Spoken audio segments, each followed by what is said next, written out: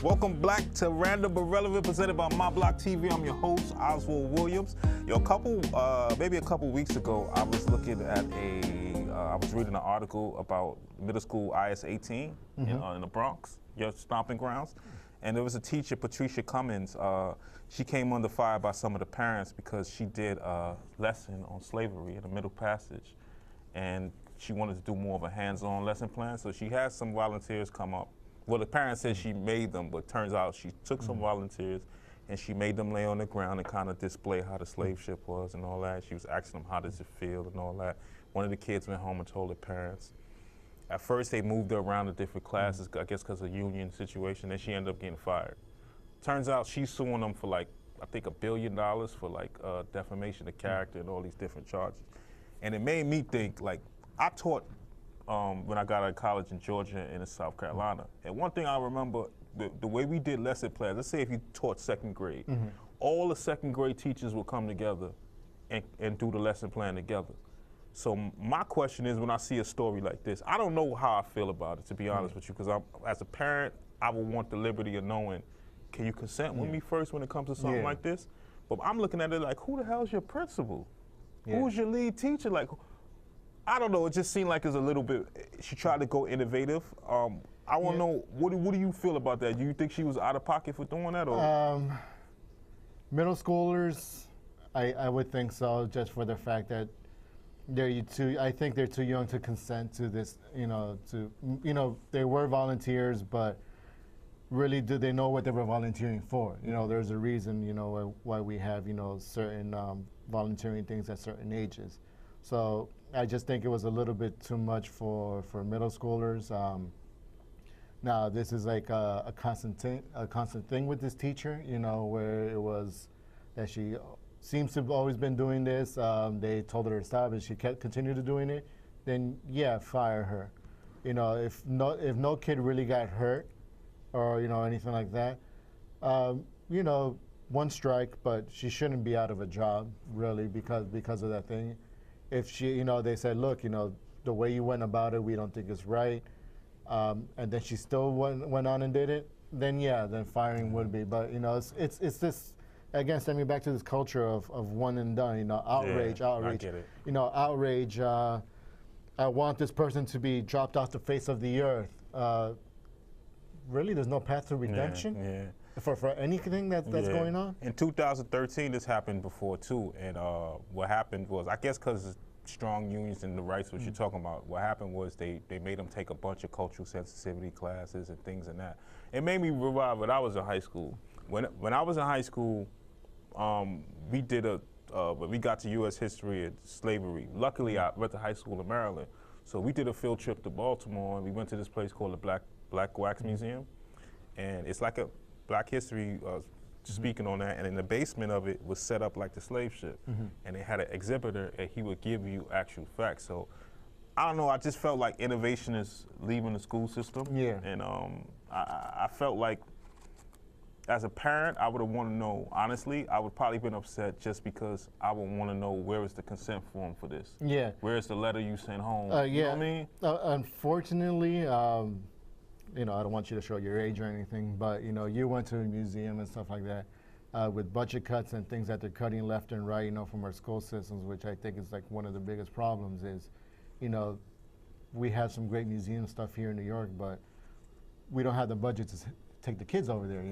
I don't know how many schools still do the stuff to take them to the Statue of Liberty, to take them to landmarks of the Natural History Museum, everything else that growing up, in the public school system, most of the older people remember as doing as kids, because of all these cuts, trying to streamline, what schooling is supposed to be. Kids, are coming out, not learning really much of anything about life. That's, I think, is supposed to be the bigger issue that's supposed to be, more addressed. Absolutely. But, I think, this teacher's probably, working what she got. She can do the consent forms, printing paper costs money and stuff like that. Which is ridiculous. That's just, but in a city like New York, I don't see how that even happens. There was a producer I asked when we was doing some research on this, and she's a retired teacher, And I'm gonna be real with you. I thought she was gonna have a straight, I'm offended by it, but she said, I love what the teacher did. She said, these kids don't know nothing about history. She was like, I'm glad that she did. She was like, I don't care that she was a white I mean, woman. and it's I mean, that's the thing too. You know, what was the teacher? You know, instead of saying, "Oh, I'm outraged. How can you do this to the thing?" What was her reasoning? Yeah. You know, maybe she was fed up. So look, these kids don't know anything. They don't know what what's supposed to feel like. I can't take them to the museum to see exactly what it looks like. You know, the pictures don't do it justice. You know, she's trying to do a formal thing. You know, how's it feel? You know, again, I think maybe the students were a little bit too young to to do it without the parents' consent. Maybe it wasn't so much of a bad thing, but the way she went around it and about doing it was the bad way of doing it. I don't want to sound, again, I took a stand on this a year ago, and a lot of people, try to make it seem like I was making it racial, but all of my nephews grew up in my neighborhood, in a hood, but I'm gonna be real with y'all. I come from the St. Albans area, so it's a mixture. It's an affluent community, but at the same time, it's the hood too. Yeah. So anyway, only thing that bothers me is and I don't want to sound insensitive, I don't want to sound racist, but sometimes I don't know how I feel about having a school that's 80-90% Latino and black, and then not let the teachers, the type of teacher represent that.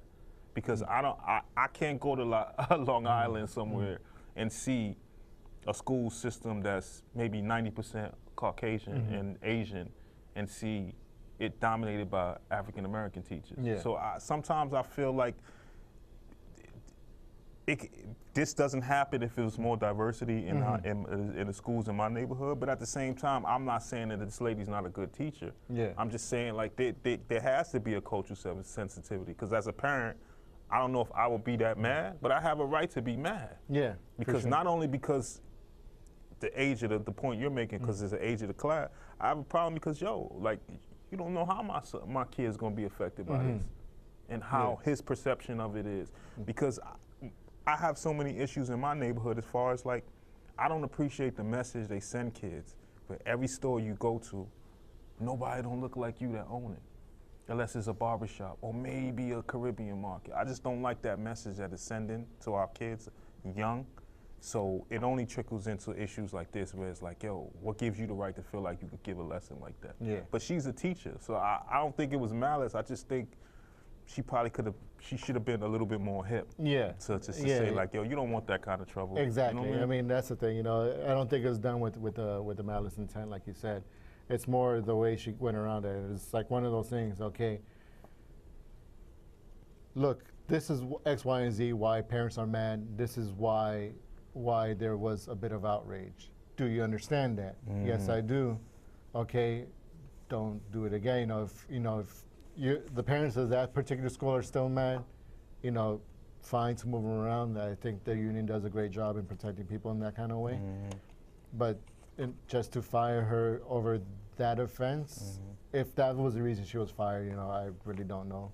I think that's just an overreaction. Yeah, it probably is. But I have a problem with people not seeing a correlation between again, it goes back to these politicians running. Like a Cory Booker, I heard him last night talking, just yapping. And it's yo, I like the way you talk, but brother, you're not Obama. You're not touching the communities you need to touch. Yeah. And I don't like the way he tries to project like he's just this middle class, low income guy. He's relatable. Cory Booker is not relatable. He's likable, but he's not relatable. I don't like the fact that you always try to tell people you have a basement apartment and you this and it. I'm like, come on, bro. Yeah. You're not paying $1,000 a month or $1,200 a month for it. It's just cut it out. Yeah. All you got to do is make a trip to Newark, make a trip to Brooklyn, and really see what people feel. But I think in his head, I don't think that's his constituent. I don't even think he wants that to be. I don't think he wants low income and poor people to be his constituent. I think you have this segue in African Americans. To me, it's you have your affluent, rich people, African Americans, and then you have your low income. And a lot of times they look down on that community, but again, they want those votes. So I think we got to wake up and say, yo, is it Bernie? Stop giving me all these good ideas and just saying you just want to tax rich people, because it's making you look bad. To me, it's just making you look bad, man. It's My family's South American. South America, we parts Venezuela, some of the older Ecuadorian government before we seen that kind of rhetoric, that Bernie is doing, which is why a lot of Hispanics were a little bit hesitant for voting for Bernie because, on paper it sounds good, but with a corruptible government, and any government could be corruptible, it can go south fast. Yeah. And without a real doctrine, let me know exactly how you're going to do this stuff. Don't just say you're going to give us, give like poor people everything in the world. And the only thing is just we're going to tax the rich. We've seen how that goes south. Yeah. And we've seen, how governments don't lose power anymore and, start becoming straight up socialists, not even democratic socialists, just straight up socialists in that kind of way. Yeah, so that's why a lot of, you talk to any South American Hispanic who's seen it firsthand, they're like, I've seen this before and it doesn't end well. I'm gonna be real sure. My family's from Guyana, and Venezuela is like kind of poor right now, isn't it? Kind of. These poor people, man. They're coming in Guyana. Yeah, I mean, they're an oil-rich country. I mean, they should be swimming in money, but with the mismanagement of the government and the oil that's coming out that doesn't even belong to them anymore because of the deals they had to make with China, and pretty much sell the barrels for pennies on the dollar. Ridiculous. It's when you're making 6-7 hour lines in the supermarket just for like a roll of toilet paper and a banana, man, it's getting bad. That's some real problems. And a lot of people, whenever I try to go out in the streets and do interviews, what I'm noticing is a lot of people are fearful of their job, so they'll give me a nice, respectable conversation on the side, but they don't feel comfortable signing a release and being on camera regardless. A lot of times I used to get mad and be like, man, if I was this news network, you would have did it. But now I'm learning to find the gratitude in the actual conversation. Yeah. And what I'm finding is that what turned a lot of people off with Bernie was that, with this whole reparations thing. Me personally, I think it's never going to happen. I'd love to see it happen, but I just think it's too much corruption for people to even have a real logical conversation on it. But a lot of people said that, and when it comes to reparations, everybody wants to sit down and have a certain way of doing it. They never want to full blow out and have a position on it. Yeah. But then when it comes to other aid, it's like it's already on the books. So a lot of times, that's why I say, man, I don't even want to work myself up because I don't trust the people's experience that's talking about it. Yeah. And I think ultimately that's the problem. Like, you don't have enough experience to take on an issue like this. Yeah. It sound good, but you don't have. Yeah, I mean, in any kind of thing, where we come locally again to where they want to do the congestion pricing. Oh, it's to fix the the NTA, and that money's only going to stay to the NTA. I don't believe that for a hot second. And two, I don't believe the NTA when they're saying they're falling short of the budget. Man, I see the train packed every single day. And then if you jump, even if somebody jumped the turnstile, for $3 you gonna pay $85. So you might as well pay that $3, man. But I see it every single day. These trains get packed, and this is the thing, is like all these social services that we have, I think they're great, but they got to be audited. Yeah, definitely. I mean, there's somebody's taking money left and right and leaking. My issue is that it's way too much people that need it that lose it for the simplest of reasons. So it's just the professionalism is gone, and I just think we're losing professionalism, and we're losing careers. A lot of people are promising jobs, but are not promising careers. So you're going to see a CNA with no ethics whatsoever. You're going to see bus drivers post up with no ethics. So I think we're losing a little bit of quality. Yeah, I mean, that's the thing too. I mean, I don't think any kind of system is perfect, unchecked. I mean, socialistically, you know, this neo-Marxist movement that's going on, it's scary because, you know, people who've actually like read up on history know that a corruptible government, you know, it's never going to work because people are corruptible. Same thing with straight up unchecked capitalism. We saw what happened with that. You know, we had to do how many bailouts because, you know, we let the market go unchecked.